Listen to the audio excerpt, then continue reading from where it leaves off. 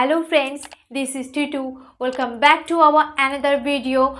I hope you are doing well. So let's start the today's class without wasting any time. So today's topic is English vocabulary, daily basis English vocabulary. Number 1, can be eaten, can be eaten. What is the answer? Edible, edible. Can be heard, audible. Third number, can be drunk, can be drunk.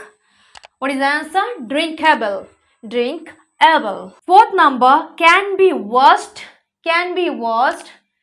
The correct answer is washable, washable.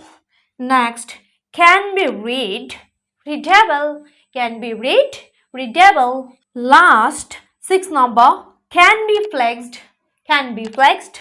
The right answer is flexible. If you notice or point out all these 6 words, the last 3 words end with ble, and